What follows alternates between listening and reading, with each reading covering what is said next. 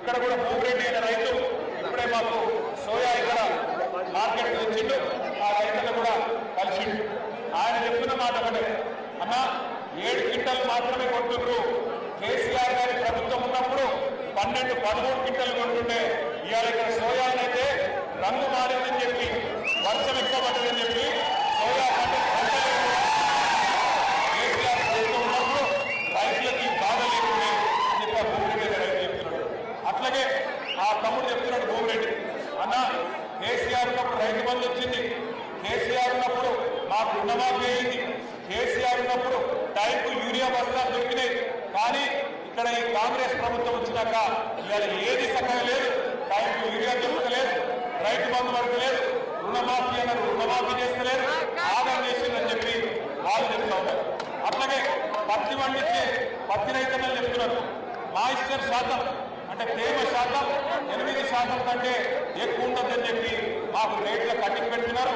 మార్కెట్ల మద్దతు ధరనేమో 8,110 రూపాయలు ఉంటే మాకు 6,000 రూపాయలకి అమ్ముకునే దుస్థితి వచ్చింది. ఒక్కొక్క క్వింటల్ మీద 2,000 రూపాయలు నష్టం వస్తుంది. గట్టిగా కొట్లాడిందని చెప్పి మాకు పత్తి రైతులు చెప్తా ఉన్నారు. అందుకే మేము ఈ బైండ్సా వేదికగా ముదోల్ నియోజకవర్గ రైతుల తరఫున, నిర్మల్ జిల్లా పత్తి రైతుల తరఫున, నిర్మల్ జిల్లాలో సోయా పండిస్తున్న రైతుల తరఫున ఈ మార్కెట్ వేదికగా ప్రభుత్వానికి చేసే డిమాండ్ ఒకటే, మీరు నిర్మల్ జిల్లాలో ఉండే మా ముదోల్ తాలూకాలో ఉండే మా రైతులకు న్యాయం జరగాలి అంటే కేంద్ర ప్రభుత్వం వెంటనే తన పద్ధతి మార్చుకోవాలి. ఇక్కడ బీజేపీ ఎమ్మెల్యే ఉన్నాడు, బీజేపీ ఎంపీ ఉన్నాడు, వాళ్ళకి నిజంగా సోయి ఉంటే కేంద్ర ప్రభుత్వానికి చెప్పాలి. వాళ్ళ కేంద్ర ప్రభుత్వంలో ఉన్న మంత్రుల దగ్గర పోయి ఇది కరెక్ట్ కాదు, 8% అనే నిబంధన కరెక్ట్ కాదు అనే మాట తప్పకుండా కేంద్ర ప్రభుత్వానికి గట్టిగా తీరాలి. అట్లాగే 22% దాకా తేమ 22% ఉన్నా ఆ రోజు కేసీఆర్ గారి ప్రభుత్వం ఉన్నప్పుడు పత్తి మనం కొన్నాం, టైంకు డబ్బులు ఇచ్చినాం, మద్దతు ధర పర్ఫెక్ట్ వచ్చినట్టు చూసుకున్నాం. ఇలా పరిస్థితి లేదు.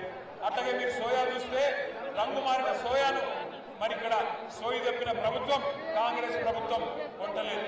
మేము రాష్ట్ర ప్రభుత్వాన్ని కూడా చేసే డిమాండ్ తప్పకుండా సోయా కూడా మీరే కొనాలి. గతంలో ఎట్లయితే 13 క్వింటాల దాకా ఆ రోజు కేసీఆర్ గారి ప్రభుత్వం కొనదో ఇప్పుడు కూడా మళ్ళీ అట్లే కొనాలని చెప్పి మేము డిమాండ్ చేస్తా ఉన్నాం. ఇవాళ ముదోల్ బియ్యానికి ఇక్కడ కార్యకర్తల సమావేశం కాదు, కేవలం రైతులను కలుద్దామని వచ్చినాం. కానీ మన బీఆర్ఎస్ కార్యకర్తలు కూడా చాలా మంది వచ్చినారు. అందరికీ పేరు పేరున ధన్యవాదాలు. మీ అందరితో నా ప్రార్థన ఒకటే, దయచేసి గట్టిగా కొట్టాలని రైతుల తరఫున